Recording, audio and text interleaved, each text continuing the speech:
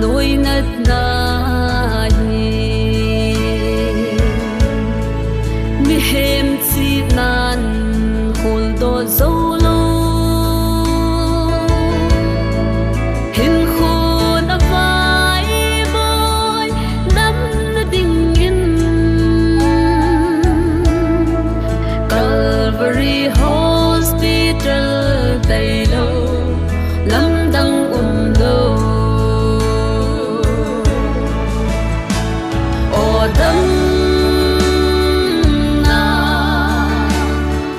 đâm na bun Calvary bol ta sa le thaga va song dam na ta sa him kho dam mo zong le thagao dam na zon tao hi te Calvary Hospital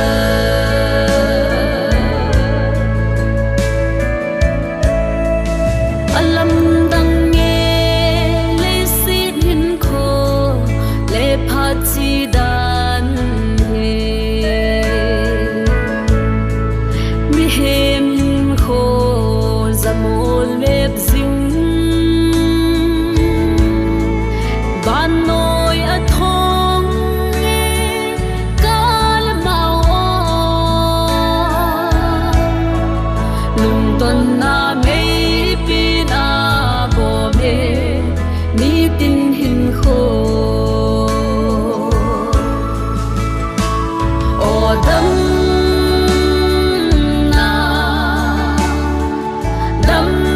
na bun Calvary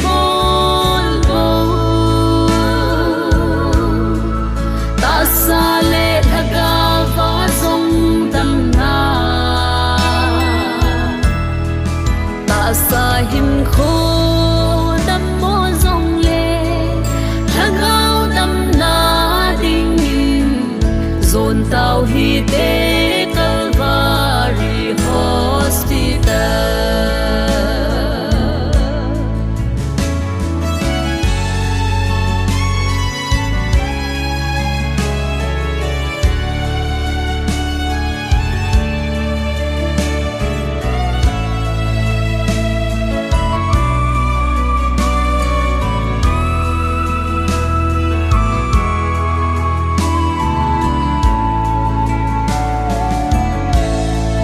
ka ve ngam poi ka do zo poi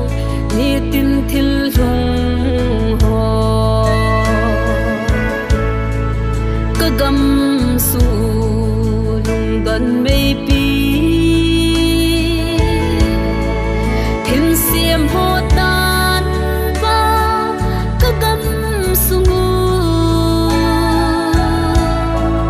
dam na tui than lang hung vil ki no o dam